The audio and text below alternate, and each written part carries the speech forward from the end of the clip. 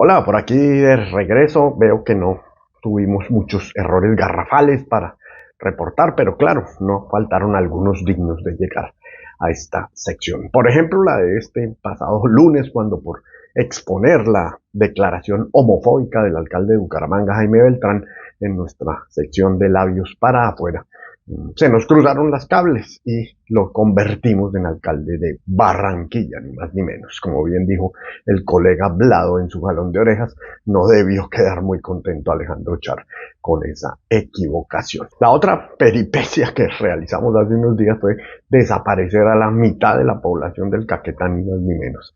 Sí, era dramático el informe sobre el número de personas dadas por desaparecidas en ese departamento, 2.169 en la parte central del Caquetá, pero de ahí a decir en uno de los destacados de esa nota que esa cifra era casi la mitad de su población, pues fue un exabrupto, como bien lo dijo @Javier Aguillón en su jalón de orejas. Por lo demás, lo que tuvimos fueron ataques infundados de los populistas de las redes sociales. No soy muy dado a responder a esos ataques bien estratégicos porque pues es entrarles en su juego, pero como hay gente que solamente mira ese mensaje teledirigido por ahí en las redes y cree que es así, pues a veces es necesario poner las cosas en contexto. El primero fue un dardo del señor presidente Petro en su permanente campaña por tratar de desprestigiar a los medios que no lo alaban permanentemente. Resulta que hace unos días hubo una comunicación oficial del grupo terrorista Hamas en agradecimiento al presidente por haber suspendido la venta de carbón colombiano a Israel. El titular apenas natural era el que describía ese hecho. Hamas agradeció a Gustavo Petro por prohibir las exportaciones de carbón a Israel. Así decía nuestro título, repito, apenas obvio. Pero no, al presidente Petro y después a su jauría de bodegueros a sueldo oficial les pareció que el titular debía decir que los que agradecían por esa decisión eran los niños masacrados por Israel en Gaza. Vaya clase de periodismo, pero además con el agravante de considerar que los niños masacrados en Gaza son lo mismo que jamás, cuando precisamente lo que hace tan execrables las acciones de Israel en Gaza es que no discriminan entre el grupo terrorista y su población civil, entre ellos los niños, por supuesto. Muy grave esa equivalencia del presidente.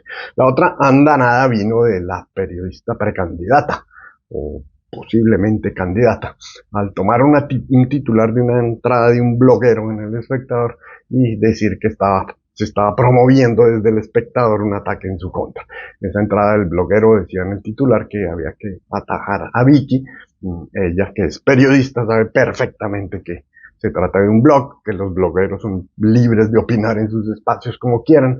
De hecho, ellos suben los contenidos directamente a sus espacios, y también sabe de sobra que en una contienda electoral decir que hay que atajar a quien, como ella marca bien en las encuestas, pues no es ningún llamado a usar la violencia contra ese candidato, sino más bien a que quienes están más cerca de su pensamiento pues arremanguen a trabajar para contrarrestar a ese candidato o a esa candidata en este caso. Pero no, aunque ella lo entiende perfectamente, pues eso no le servía para el escándalo populista que quería hacer, de manera que se hizo la despistada para salir a victimizarse y a decir que un titular del Espectador estaba convocando a un ataque violento en su contra. Recuerden que Colombia es un país en donde atajar puede llegar a ser asesinar.